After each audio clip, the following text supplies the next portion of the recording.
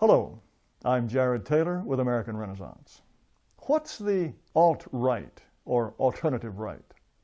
Millions of people heard the term for the first time when Hillary Clinton mentioned it in a campaign ad last week. A campaign chair that ran a website that has become a field day for the alt-right, which is racist and all sorts of other ists. The alt-right, which is a sort of dressed up in suits version of the neo-Nazi and white supremacist movements. She said it's full of terrible people, and she tried to connect it to Donald Trump. So the mainstream media are now full of stories explaining the alt-right. Even a Japanese newspaper interviewed me the other day about the alt-righto. As a long-standing member of the alt-right, this is how I see it. We are a broad dissident movement that includes many different websites, organizations, and viewpoints. Some members hold distinctive positions on sex roles, trade and free markets, forms of government, and foreign policy. But they all agree on one thing. Equality is a dangerous myth. The alt-right is united in rejecting the current dogma that all races are equal. Races are different. They differ in average levels of intelligence. They do not build identical societies. And there is no reason to think non-whites can maintain Western civilization, the civilization that whites created. And most people prefer the culture created by their own race and prefer to be around people like themselves.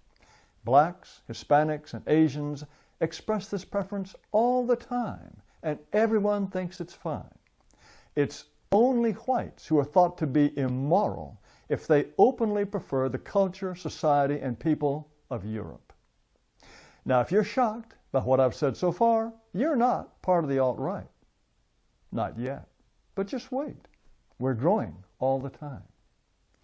The alt-right is eager to have the honest dialogue on race that former Attorney General Eric Holder and others claim to want. Well, they're not sincere.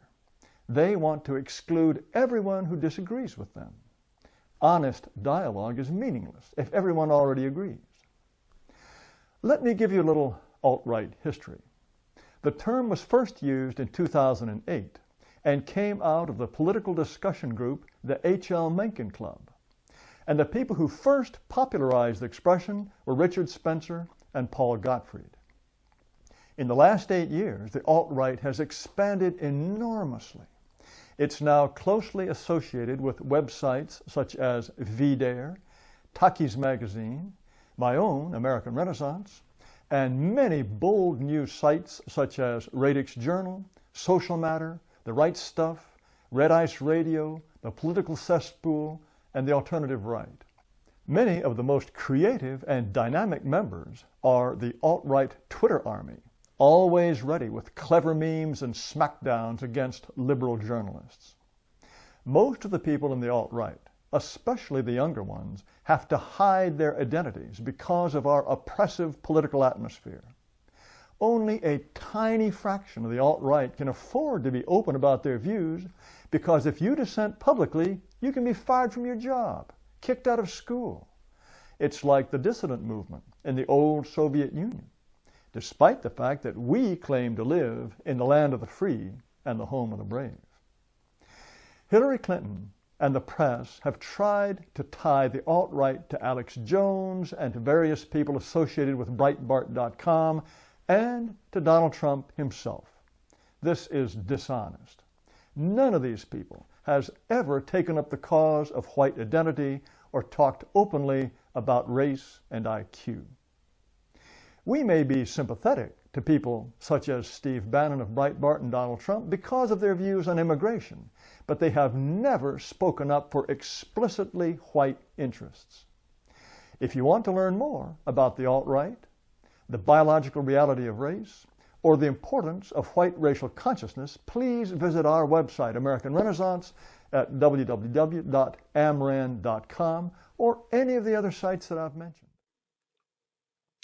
Because you got these white supremacist groups and the media is low-key trying to normalize some of this shit. Like the whole alt-right movement the alt-right organizations, which is basically the Klan in suits.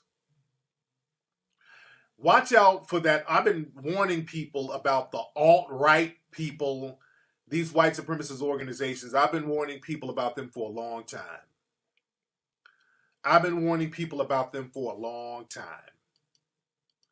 And that alt-right thing, that's a very deceptive term.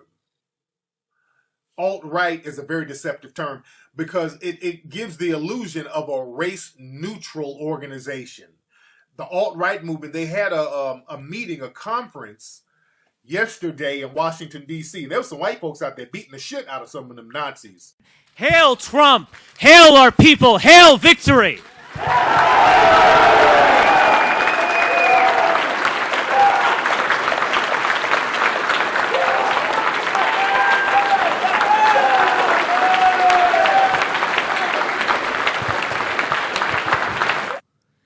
No one will honor us for losing gracefully. No one mourns the great crimes committed against us. For us, it is conquer or die. The mainstream media, or perhaps we should refer to them in the original German, Lügenpresse. It's not just that they are leftist and cucks.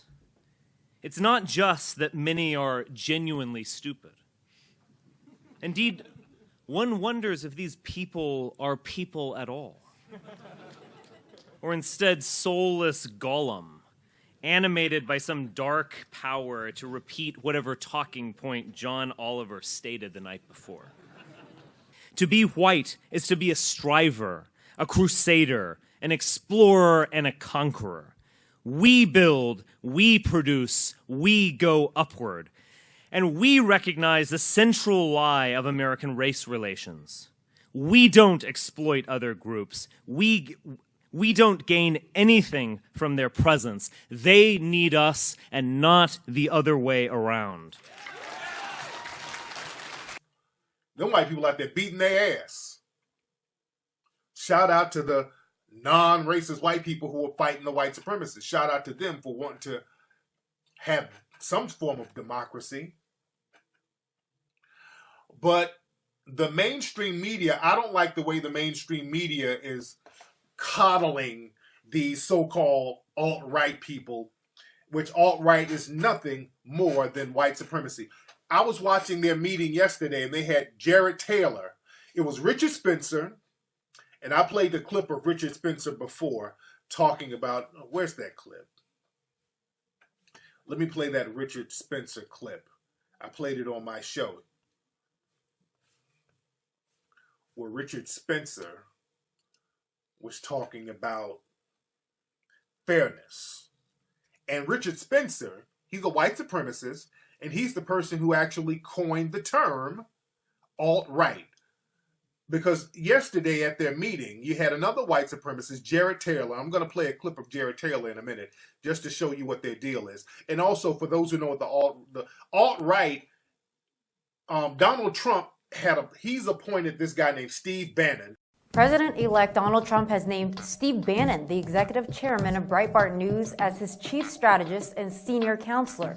Trump's decision has set off a firestorm with his critics. USA Today reports those against the Bannon appointment say Breitbart News, quote, traffics in racism and anti-Semitism. CNN reports white nationalist movement leaders support Trump's choice. Trump also named another controversial figure, Reince Priebus, the chairman of the Republican National Committee, as his chief of staff. According to the New York Times, Trump's decision will upset some of his more conservative supporters who see Priebus as someone who will be more likely to side with the Washington establishment than to fight against it. Trump says Priebus and Bannon are highly qualified leaders who will work well together to make America great again. For Sequence Media News, thanks for watching. Steve Bannon is another one of these alt-right dudes. Trump is bringing this alt-right dude into the White House. Steve Bannon was the editor of the Breitbart website, which is an alt-right white supremacist website. So this guy's going to be in the White House. But the guy who coined the term alt-right, name is Richard Spencer.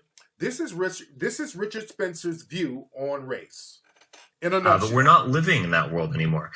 Yes, white people are generally better off than many other people. But again, the question really is, which way is the arrow pointing? All of these institutions are not acting on behalf of white people. They are acting on behalf of non-white people. You can talk about this being fair or what have you, but I will be brutally honest with you. Fairness has never been really a great value in my mind. I like greatness and winning and dominance and beauty. Those are values, not really fairness. All right? Right there is everything you need to know about alt-right, right there. And this guy, Richard Spencer, he's going around championing Donald Trump, saying, hey, Donald Trump thinks just like us, which he does. Donald Trump is their hero. And they're championing the white supremacist movement. Now, yesterday, Jared Taylor was talking about, we need to abandon the term white supremacy. Because white supremacy is such an emotionally charged word. So we need to abandon that. See, what they're doing, these white supremacists are now refining their codes. But it's all the same thing.